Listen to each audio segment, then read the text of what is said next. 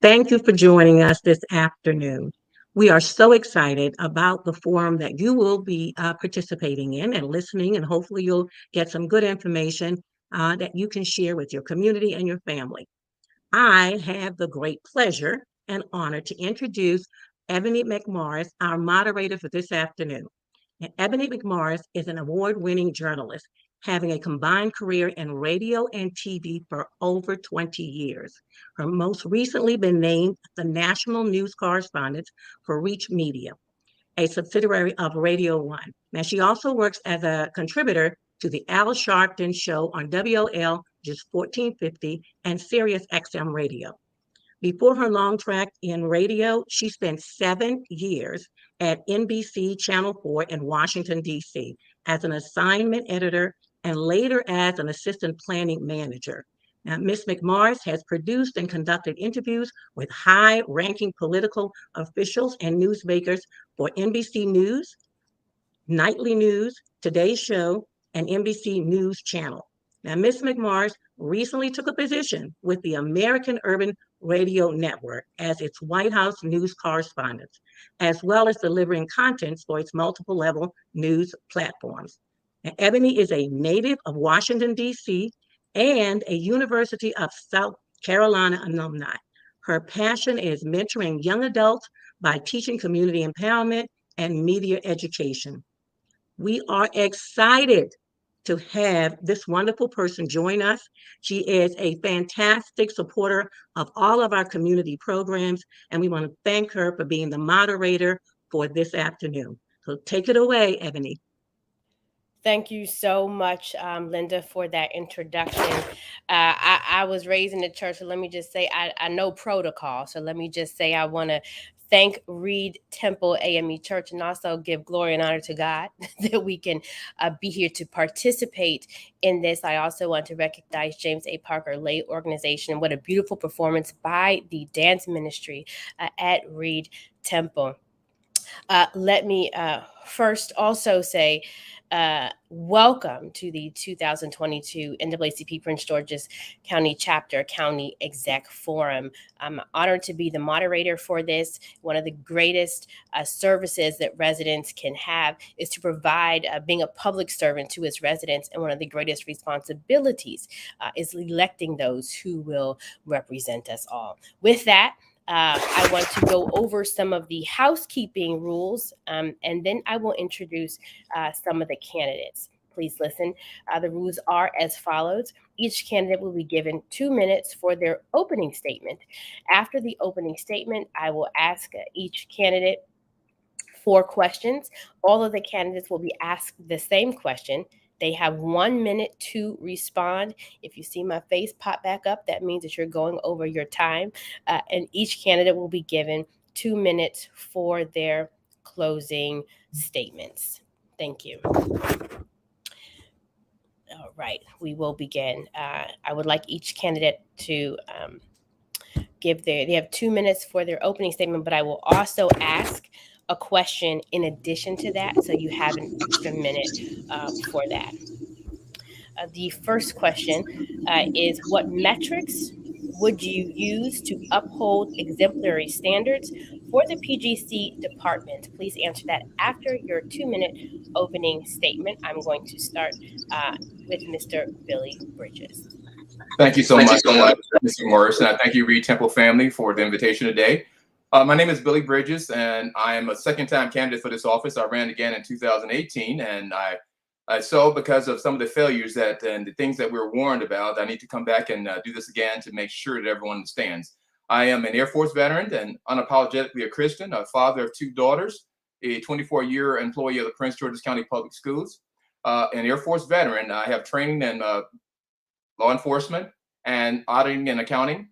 I have a undergraduate degree in political science, graduate degrees in public administration with government service, emergency management, and pastoral counseling. I consider myself to be a political scientist and not a politician. I believe in solutions and not excuses. And I think that now it's time for me to uplift our family in Prince George's County to a position where we are no longer, I would say, sharecroppers and that we are more in line of being owners, taking owners of our county. With that in mind, some of my major policies are making sure that we are now making our citizens investors, where they can actually, bring their monies together, okay, to do certain projects, as opposed to waiting for the developers to do everything for us. That includes housing, recycling, and any other retail situations we might want to take part in. That way we can create generational wealth, okay, and these have additional dividends coming back for themselves and for their families, and also transforming our police department from police department into public service, and also making sure our school system is totally reorganized so that we deliver the kind of education for our students that they deserve. In addition to that, we'll make sure that in the line of public safety, that our citizens are feeling secure in their environments, and they also are engaged in our communities. And by doing that, we can make sure that we have a top-notch law enforcement department, and make sure that we have a top-notch neighborhood and community engagement by all of our citizens. And to uplift all of our citizens, I think we need to make sure that they understand there's going to be a total accountability in government, and therefore having a I'm sorry, Office of Inspector General. I'm sorry. Thank you so much, Abby. Thank you. Thank you for that. Next, Sherman Hardy, please provide your opening statement, and also the question: what metrics would you use to uphold exemplary standards for the PGC departments?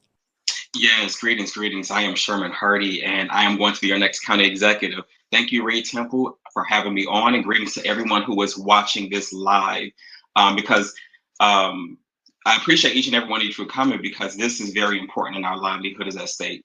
Just to brag a little bit about myself, I am a natural leader, a creative, and an independent thinker.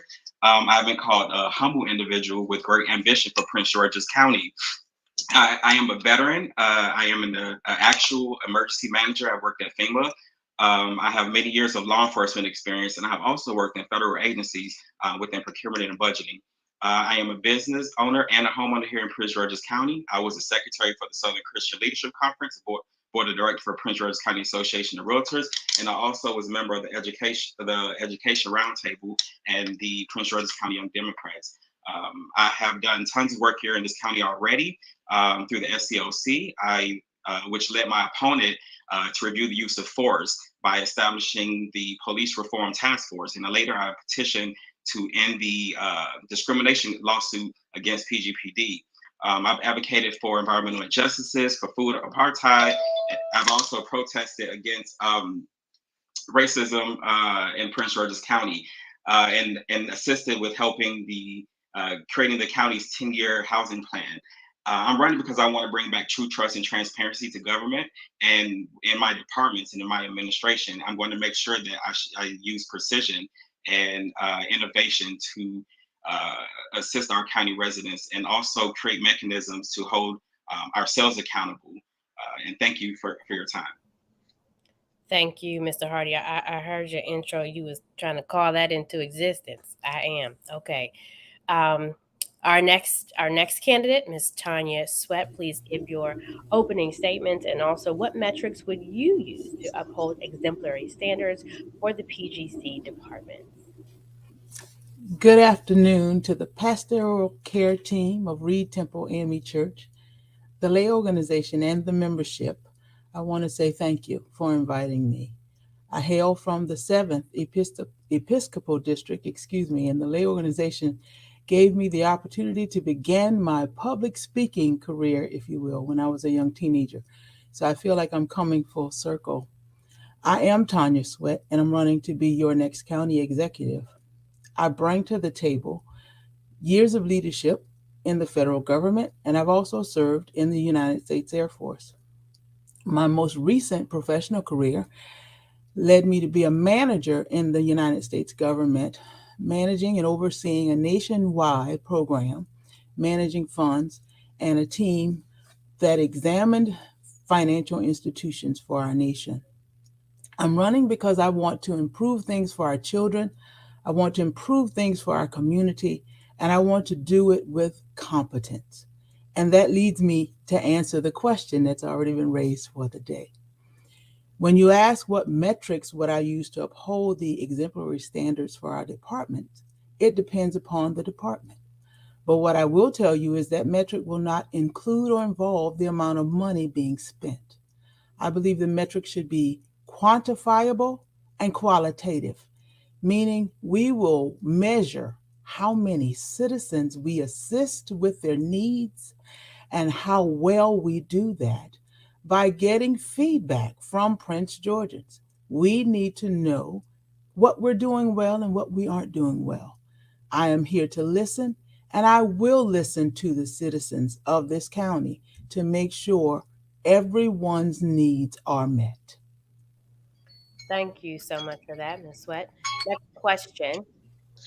Uh, Post COVID, there have been challenges in our school system.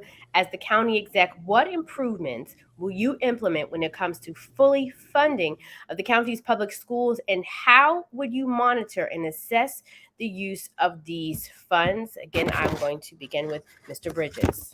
Thank you so much. This is something that has bothered me for the longest because we went to a initially school-based budgeting and student-based budgeting.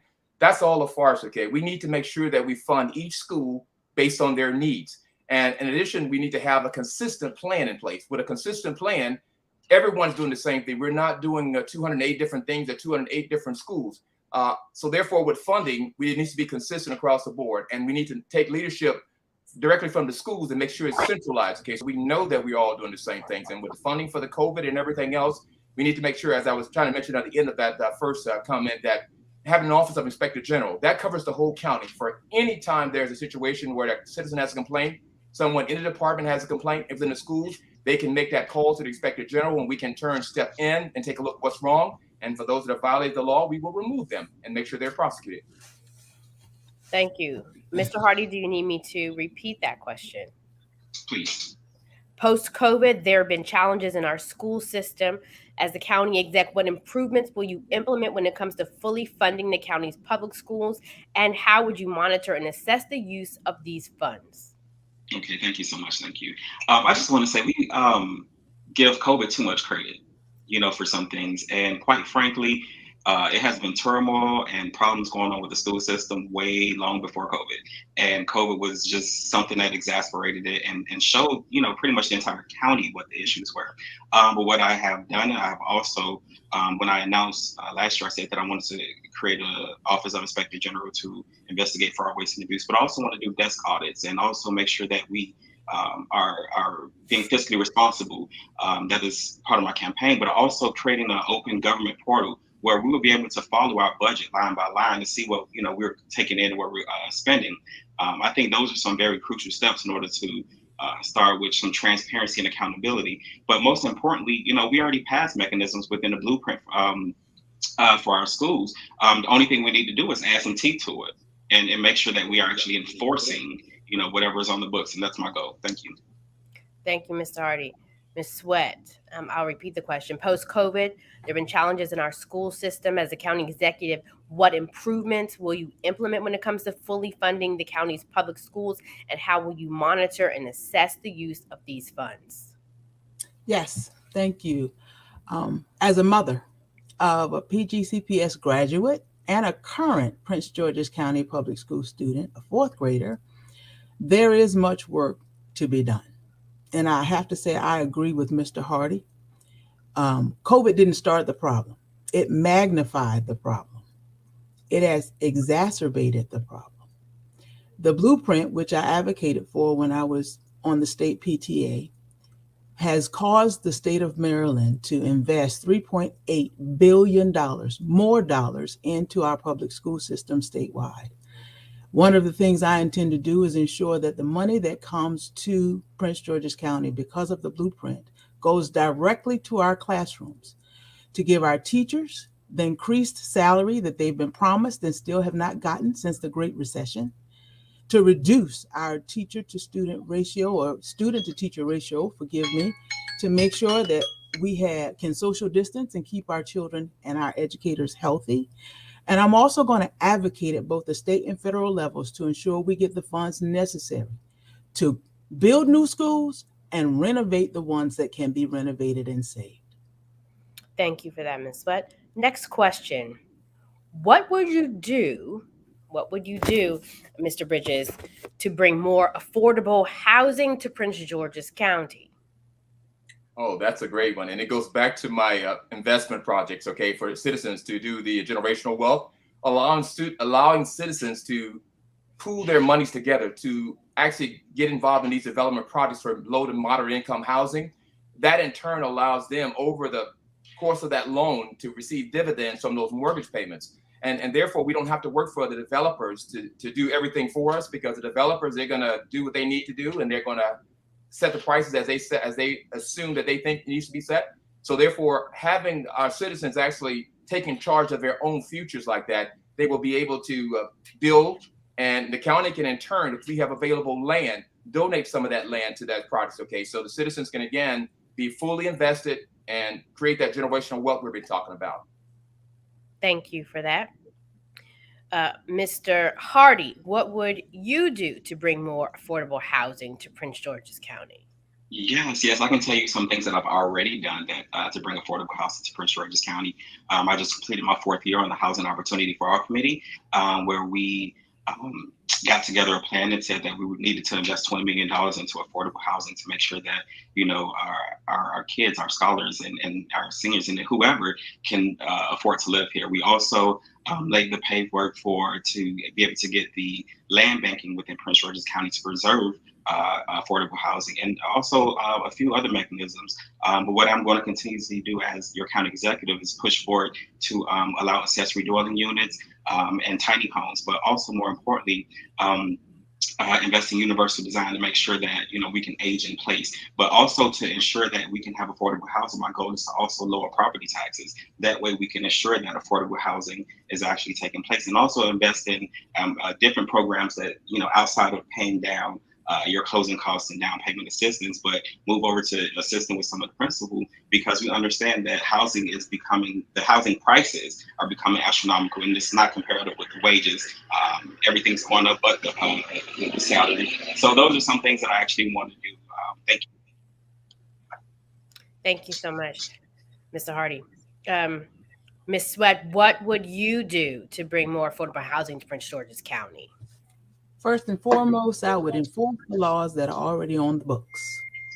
Prince George's County and the state of Maryland have invested taxpayer dollars into communities for the purpose of creating affordable housing. I currently represent clients who are not getting the benefit of those investments because the county and the state are not exercising the necessary oversight to ensure that the landlords are doing what they're supposed to do. That's step one. Ensuring landlords do what they're supposed to do, because they're getting federal and state credits, tax credits, for providing affordable housing. Additionally, we're building a lot of residential housing in the county. And for any multifamily unit or dwelling that is approved to be built, I will require, as allowed under federal law, a certain percentage of that housing be deemed affordable housing, or it can't be built.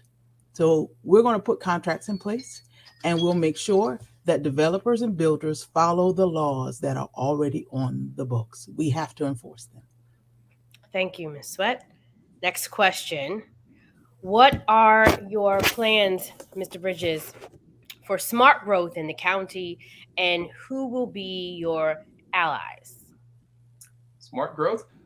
Once again, everything I have in place is called the new Prince George's County Plan. It's not like a political platform or anything. And when we put in that plan, we talk about the citizens being involved and having partners for smart growth. Of course, we're going to bring in our developers. They're not my best allies, but I bring those in. Environmentalists bring in also, because we need to understand that we're building housing, and we're building any projects that we're involved in is going to be one that's going to be beneficial and safe for all of our citizens. And so therefore, having the citizens panels as well as involved. Yeah, I know we always have hearings about those kind of things, but we need to make sure that hearing, and I want to create a new department of urban planning, okay, that actually has a plan in place, okay, of what we really need. And we're not going to have things that are being built that don't need to be built in other areas. And we're not going to uproot people out there in neighborhoods to get certain things done. So just making sure that we have a consistent plan across the county and everybody understands that it's going to be beneficial for everyone. Thank you, Mr. Bridges. What are your plans, Mr. Hardy, for smart growth in the county, and who will be your allies? I can't hear you. Start all over. I wanted to say that my goal in creating the smart city or this smart development, economic development, is first of all is a ambitious goal. I want to make sure that Prince George's County is the first smart county in the United States of America, so that we can use data, tech, and all of our resources and conversion together so that they talk and tell us what our problems are going on in the county. But also, I want to make sure that we do infill development. We build from within and then grow outward, because we have a lot of infrastructure, as I mentioned earlier, that's crumbling that we need to repair. We can definitely protect and save our environment by doing this, and also reduce our watershed. So we first, and as far as my partners, I always have this thing that says that if you're going to legislate and advocate on behalf of the people, you have to make sure that those people are in the room as well, to have a voice in those conversations and dialogue. So everybody is welcome. Everybody can come and see what it is that we're trying to do to bring about this smart economic development in the smart county that I'm trying to do. And definitely they should visit my website at www.hardyforpg.com to view the rest of my insight on that. Thank you, Mr. Hardy. What are your plans, Ms. Sweat, for smart growth in the county, and who would be your allies? Thank you for that question. We have suffered in Prince George's County for too long from not having smart growth. First and foremost, I'm going to build an alliance with our county council, because I need them to go back to allowing us to charge the surcharge on developers who build in Prince George's County. The waiver has been in place too long, and developers are not investing in our infrastructure, but they're building homes and earning profits. The next thing that I will do is use the cadre of engineers and builders and trades workers in the county, because we have several, to help us sit down and plan what we need to do to ensure our residents have the infrastructure in place to support the residences that are already here. We're building more houses, but we're not taking care of the infrastructure. And we must do that for our citizens. Thank you so much for that answer. Next question, and this is actually our last question. What improvements do you believe should be high priorities in the county, Mr. Bridges? First and foremost, I'm going to say, because of our supposedly spike in crime, we have to deal with community safety.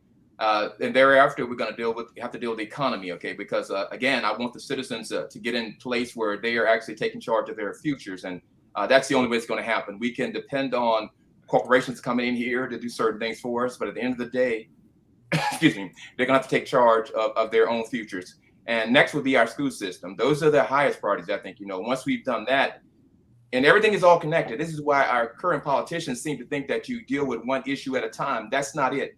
Those of us in political science understand that it's all interconnected. There is no one you separate from the other. So when we say have priorities, they actually can have equal standing, because they have to be taken care of. And we don't have to wait until there's an issue and then we go and try to address that issue, because reacting is always dangerous. We need to have a plan already in place. And that's what the Prince George's County Plan does for us. Thank you. Thank you for that answer. Mr. Hardy, what improvements do you believe should be high priorities in our county? I like to say that there is no problem greater than the next. We all have our crosses to bear. Most importantly, from looking at my reference point or anyone else's reference point, that may not look the same. So I taken a holistic approach and a whole community approach with my advocacy, and understand that I need to interconnect all, through intersection, because everybody who has an issue feel like their mountain is larger than the next. So I want to make sure that I touch every segment of Prince George's County so that no one feels left behind. My goal is to make sure that my departments are operating effectively and efficiently and strike with precision. That's what I keep saying. As someone who's worked for the government for years and nonprofits and all types of organizations, I understand the structure and continuity of government and ensuring that how departments should efficiently operate. And that's what I want to bring to this county. Thank you so much for that. Ms. Sweat, what improvements do you believe should be high priorities in our county? I started on this journey into elected office as a PTA mom. So I'll tell anybody, my passion is children, but it's not just about the children. It's about education, because education is the linchpin to every success. Without it, we're not going to do well. We're not going to thrive. So, education is my top priority, be it for the children, for young adults, or even for older adults who need professional development to transfer into new jobs, to transition into better paying jobs. So, we're going to improve education in this county, and we're going to build a work development program that supports our community. Because with a growth in education, improvements in education, we can ensure that our citizens are employable and that they gain gainful employment, and that will increase the revenue in the county to take care of everything else we need to do. Thank you for that. We're actually a little ahead of time, but I'm going to ask one more question before we get to the the closing statements, and that is, how will you ensure accountability throughout your time in office, Mr. Bridges? First and foremost, I want to make sure that we all are on the same page. There has to be a plan where we understand what conduct is required. Even when our public safety department, I'm going to call, we need to make sure that everyone's retrained, that we don't operate in the same atmosphere we've been operating in. And the school system also, make sure it's all consistent with our training and with our expectations. Once everybody understands that, then there's accountability that comes in place. And with our Office of Inspector General, that is where we step in, because if you know what you're supposed to do, and those of us who serve in the military, we understand.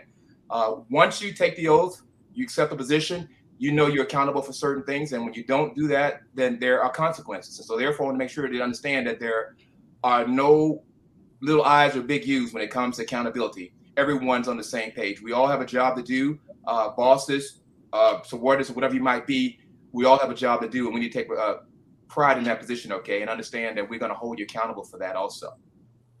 Mr. Hardy, how will you ensure accountability if you were to get this position? Yes. So when I get this position, how I'm going to restore accountability to our government, because we have to realize that the executive branch is a separate entity in the three parts of our government. So I intend on being an executor. But secondly, I want to establish a Department of Consumer and Worker Protection to ensure that our community is safeguarded. And also, like I said earlier, an open portal for transparency where, it will have our budget, it'll have information about traffic stops and all sorts of information. And the county residents will be able to request the data for other things to go into that portal. But also, my Office of Inspector General that I keep talking about to investigate fraud, waste, and abuse. Those are things that I want to do for government accountability. That has been, at the foremost and front of my campaign since I announced, and, to bring back truth, trust, and transparency to government. We are flapping in the wind with that, and people are losing faith, and the checks have been bouncing. So we need to restore some trust back in the government. Thank you for that. And Ms. Sweat, how will you ensure accountability across your government? To ensure accountability, I am going to exemplify something one of our past presidents said. The buck stops here with me. I will demand that the county council hold me and my administration accountable for what we're supposed to do. That means no more rubber stamps. I expect the county council to have hearings and challenge us on what we're doing in the executive branch. I expect the citizens and the voters to hold me accountable. That means I will make myself available to answer for decisions that are made in the county, whether good, bad, ugly, or indifferent. I will have an open door policy so that the citizens can get to me to hold me accountable, to question me about what's happening in the county. And I will demand that of every appointee in my administration. No more hiding behind 311 and voice messages. I will answer my emails with the help of staff. But I recognize that as the chief executive of this county, I have to stand in front of the electorate and my constituents and be willing to answer for what happens in the executive branch. And I will do that. I will never say it's not my responsibility. I would have never put my name on the ballot if I didn't want the responsibility. Thank you for that. Now, as we conclude, I would like each candidate to have 2 minutes, give you 2 minutes for your closing statement.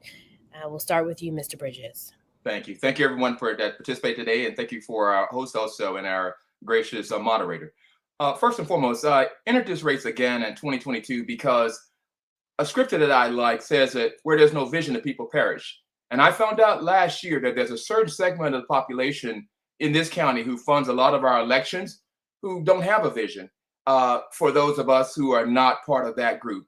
And so consequently, I warned all of my opponents last time that if we delay justice for any of our citizens in economics or in our education or in law enforcement, then we are denying them that justice. And Dr. King went further to say that injustice anywhere is a threat to justice everywhere. So consequently, we have to get our citizens to understand that they are not sharecroppers. They don't have to wait for all of the things that developers or others can do for them, or even government. We want them to be empowered. This is a new way of governing for the future, whereby there are no tax increases necessary because we're going to get those taxes from those investments that the citizens are making. And I think that if we understand that we can be more than we are right now, this Prince George's County can be what it needs to be, a model for the nation, not just an affluent Black community, but a model for the nation to see how we do law enforcement, how we do education, how we do our economy, and how we increase our generational wealth.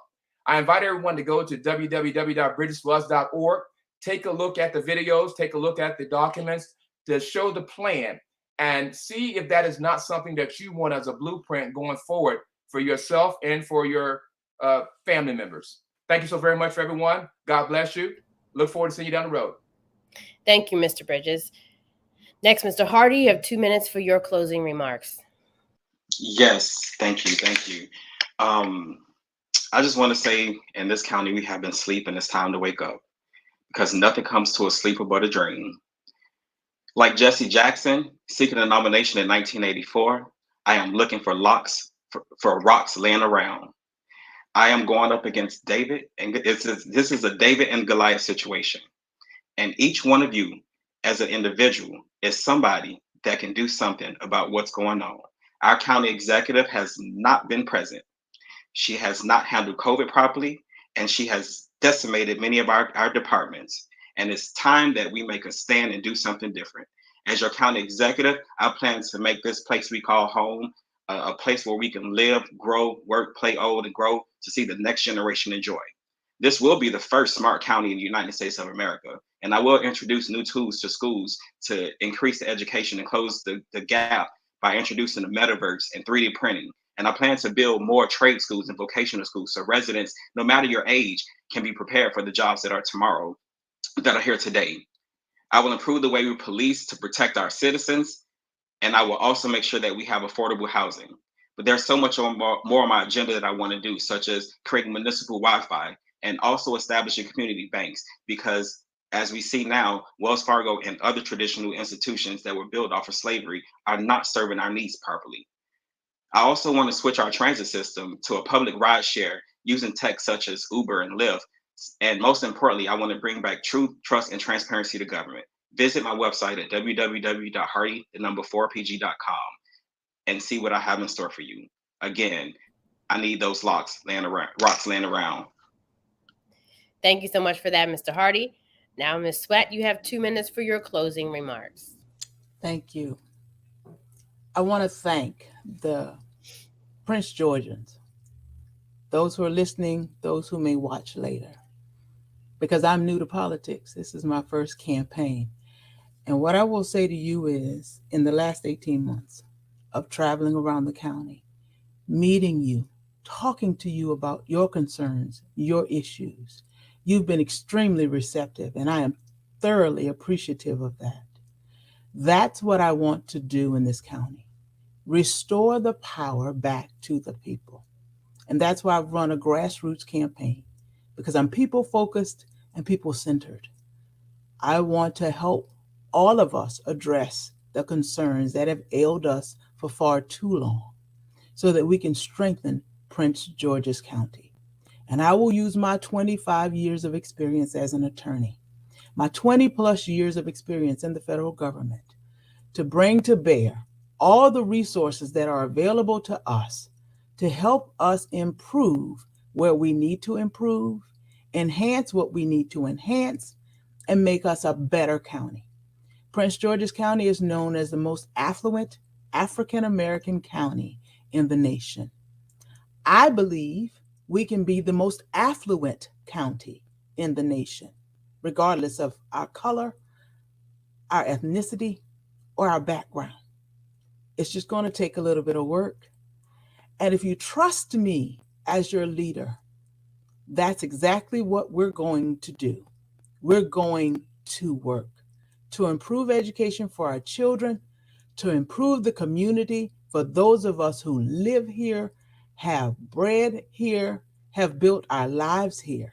And we're going to do it with extreme competence so that we can become the example for others in the state and the nation to follow.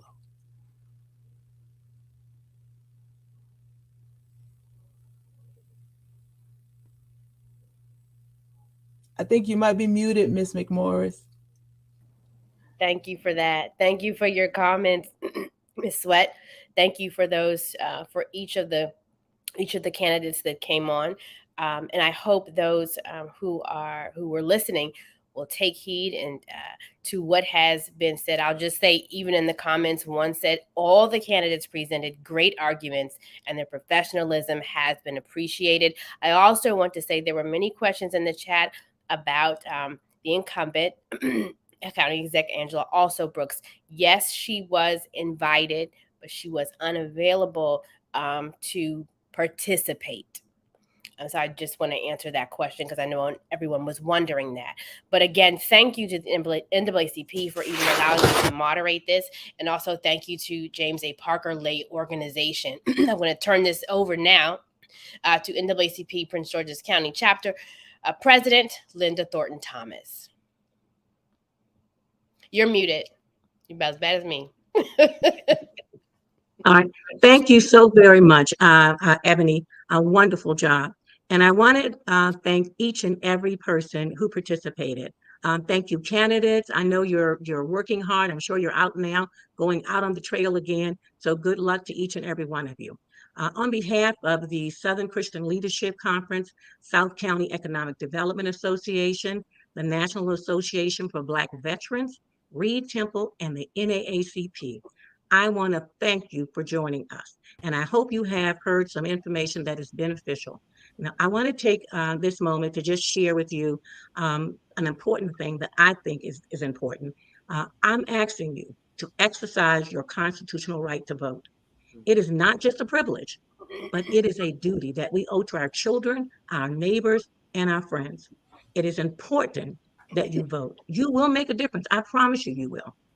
And consider voting for someone who will dedicate their time to listen to your concerns and who will visit your neighborhood. Vote early, vote absentee, vote in the primary. Demand the best because you deserve it. So once again, thank you for joining us. We provide these forums to assist you in identifying the candidates that will provide the best support for your family and your community. And we believe we do a great job. So thank you, Reed Temple, for getting out there and helping us get the word out. And I am so excited. This is one way to communicate with our community, and we're looking forward for more things. So we're going to hold you to it. And we're going to wait for the next statements, okay, about when you're going to do another forum, all right? Looking forward to that. I want to say to each and every person, have a great afternoon, stay safe, and I'm going to yield it now to Lynette Cosby. Good afternoon, everyone, and thank you so much for coming.